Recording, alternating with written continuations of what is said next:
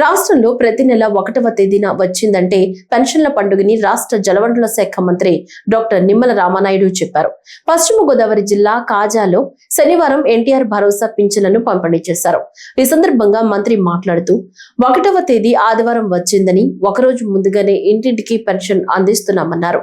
వృద్ధులు వితంతువులకు కూటమి ప్రభుత్వం అధికారంలోకి వచ్చిన మొదటి నెల 1వ తేదీనే మాట నిలబెట్టుకునేలా 1000 రూపాయలు పెంచి 4000, దివ్యాంగులకు 3000 నుంచి 6000కు, మంచానికి పరిమితమైతే 10,000, 15,000 రూపాయలు అందిస్తున్నామన్నారు.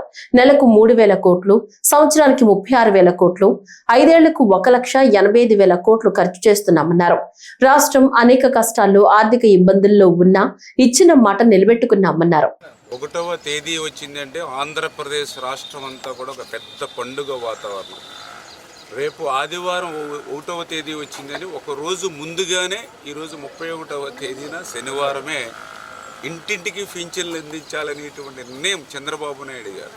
అంటే ఆ వృద్ధుల పట్ల, వితంతుల పట్ల, దివ్యాంగుల పట్ల ఈ ప్రభుత్వానికి ఉన్నటువంటి ప్రేమకు చిత్తశుద్ధి. ఇది ఒక నిదర్శనం.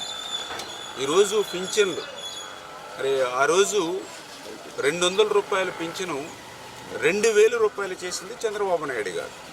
ఆ 2,000 రూపాయల పింఛన్ని 3,000 రూపాయలు చేస్తానన్నటువంటి పెద్ద మనిషికి 1,000 రూపాయలు పెంచడానికి 5 సంవత్సరాలు పట్టింది ఆయనకి. కానీ మన కూటమి ప్రభుత్వం అధికారంలోకి వచ్చిన తర్వాత 1వ తేదీనే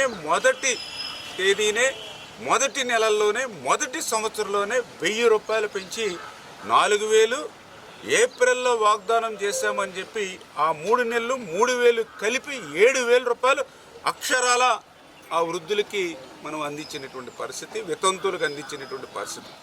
దివ్యాంగులు ఉన్నారు. 1924 జగన్మోహన్ రెడ్డి గారి ప్రభుత్వంలో దివ్యాంగులు పింఛను ఎంత అంటే 3,000 రూపాయలు. ₹1 పెంచలా 3,000 రూపాయలు మించి. 5 సంవత్సరాలు ₹1 పెంచలా 3,000కి.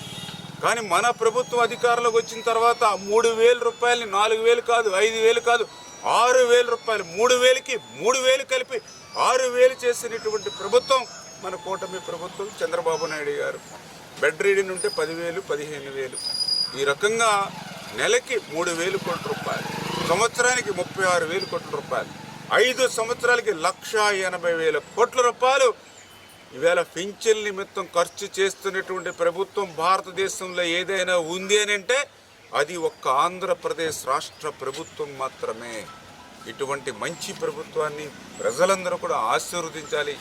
ఈ రాష్ట్రానికి ఎన్ని కష్టాలున్నా, ఈ రాష్ట్రానికి ఆర్థికంగా ఎన్నో ఇబ్బందులున్నా ఆ వృద్ధులు, వితంతులు, దివ్యాంగుల్ని ఆదుకోవడమే మానవత్వం అనేటువంటి విధంగా ఈ ప్రభుత్వం పనిచేస్తుందని మీ ద్వారా అందరికి కూడా తెలియజేసుకుంటున్నాను.